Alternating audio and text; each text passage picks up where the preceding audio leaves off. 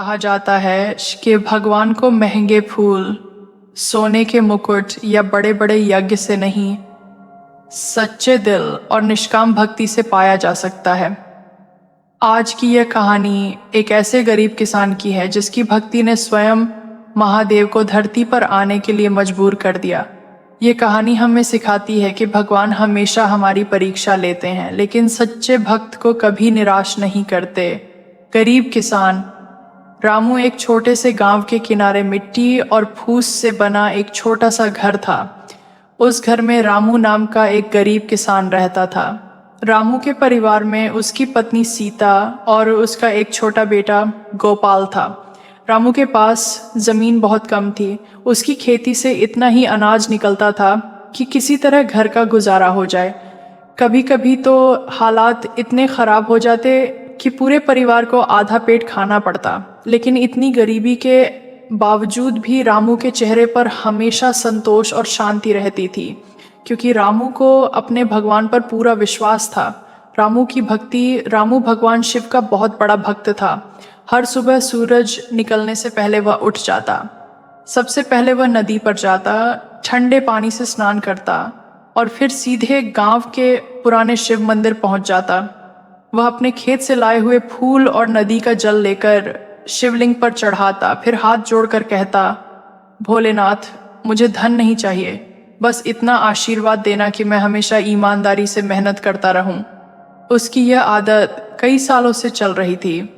गांव वालों का मजाक, गांव में कई लोग रामू की भक्ति को समझ नहीं पाते थे। वे अक्सर उसका मजाक उड़ाते। एक दिन गांव का अमीर साहूकार रामू से बोला, रामू, तुम रोज भगवान को जल चढ़ाते हो, फिर भी तुम्हारी हालत नहीं सुधरी। अगर भगवान सच में होते तो तुम्हें अमीर बना देते। रामू मुस्कुराया और बोला, भगवान हमें वही देते हैं जो हमारे लिए सही होता है। साहूकार हंस पड़ा और बोला, ये सब गरीबों को बहलाने की बातें हैं। रामू ने कोई जवाब नहीं दिया। वह बस मंदिर चला गया। महादेव का निर्णय, कैलाश पर्वत पर बैठे भगवान शिव सब कुछ देख रहे थे। उन्होंने रामू की भक्ति और गांव वालों का मजाक भी देखा। भगवान शिव मुस्कुराए और बोले, ये किसान सच्चा भक्त लगता है, लेकिन इसकी भक्ति की परीक्षा लेना जरूरी है। माता पार्वती ने पूछा, प्रभु, आप उसकी परीक्षा क्यों लेना चाहते हैं? भगवान शिव बोले, सच्ची भक्ति वही है जो कठिन समय में भी अडिग रहे। परीक्षा का दिन अगली सुबह रामू मंदिर जाने के लिए निकला। उस दिन उसके पास सिर्फ एक रोटी थी। सीता ने कहा, आज घर में आटा खत्म हो गया है, ये आखिरी रोटी है, इसे मंदिर से लौटकर खाना। रामू ने रोटी कपड़े में बांधी और मंदिर की ओर चल पड़ा। रास्ते में उसे एक बहुत बूढ़ा और कमजोर भिखारी मिला। वह सड़क के किनारे बैठा कांप रहा था। भिखारी ने धीमी आवाज में कहा, बेटा, 2 दिन से कुछ नहीं खाया, अगर कुछ खाने को मिल जाए तो भगवान तुम्हें खुश रखे। रामू रुक गया। उसने अपने कपड़े में बंधी रोटी को देखा, फिर उस बूढ़े आदमी को देखा। कुछ पल के लिए वह सोच में पड़ गया। रामू का फैसला, रामू जानता था कि अगर वह यह रोटी दे देगा तो उसे पूरे दिन भूखा रहना पड़ेगा, लेकिन अगले ही पल उसने बिना सोचे रोटी निकालकर भिखारी को दे दी। भिखारी ने कांपते हाथों से रोटी ली। उसकी आंखों में आंसू आ गए।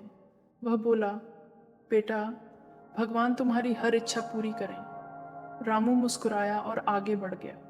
खाली हाथ मंदिर। जब रामू मंदिर पहुंचा तो उसके हाथ खाली थे। उस दिन उसके पास न फूल थे, न जल, न प्रसाद। वह शिवलिंग के सामने बैठ गया। उसकी आंखों में हल्की उदासी थी। रामू बोला, भोलेनाथ, आज मैं आपके लिए कुछ नहीं ला पाया। रास्ते में एक भूखे आदमी को खाना दे दिया। अगर मैंने गलत किया हो तो मुझे माफ कर देना। ये कहकर वह चुपचाप बैठ गया। चमत्कार, अचानक मंदिर के अंदर तेज रोशनी फैल गई। घंटियां अपने आप बजने लगीं। रामू घबरा गया। उसने ऊपर देखा। उसके सामने स्वयं भगवान शिव और माता पार्वती प्रकट हो गए। रामू तुरंत जमीन पर गिर पड़ा। उसकी आंखों से आंसू बहने लगे। महादेव की बात भगवान शिव मुस्कुराए और बोले, रामू, आज तुमने मुझे सबसे प्रिय पूजा दी है। रामू ने आश्चर्य से पूछा, प्रभु, मैंने तो आज पूजा भी नहीं की।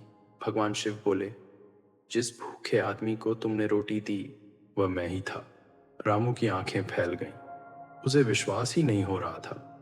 आशीर्वाद भगवान शिव बोले, तुमने बिना स्वार्थ के मदद की है, इसलिए आज से तुम्हारे जीवन में कभी अभाव नहीं रहेगा। तुम्हारी मेहनत रंग लाएगी और तुम्हारे खेत हमेशा हरे भरे रहेंगे। रामू ने हाथ जोड़कर कहा, प्रभु, मुझे धन नहीं चाहिए, बस आपका आशीर्वाद चाहिए।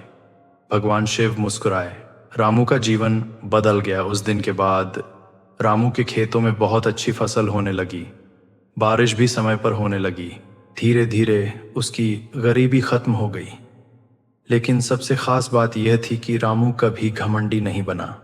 वह आज भी हर सुबह मंदिर जाता और वहीं प्रार्थना करता, भोलेनाथ, मुझे हमेशा सही रास्ते पर चलने की शक्ति देना। गांव वालों को सीख। जब गांव वालों ने रामू की सफलता देखी तो वे हैरान रह गए। वही साहूकार जो कभी उसका मजाक उड़ाता था, एक दिन उसके पास आया और बोला, रामू, मुझे माफ कर दो, मैंने तुम्हारी भक्ति का मजाक उड़ाया था। रामू मुस्कुराया और बोला, भक्ति का मजाक नहीं उड़ाना चाहिए, क्योंकि भगवान हर जगह मौजूद हैं। कहानी की सीख। इस कहानी से हमें एक बहुत बड़ा सबक मिलता है। भगवान को दिखावे की पूजा नहीं चाहिए, उन्हें चाहिए सच्चा दिल और दया, क्योंकि भूखे को भोजन देना ही सबसे बड़ी पूजा है। और याद रखिए, हर इंसान में भगवान का अंश होता है। अगर आपको भी भगवान शिव पर विश्वास है तो कमेंट में ज़रूर लिखें। हर हर महादेव। और ऐसी ही प्रेरणादायक कहानियों के लिए हमारे चैनल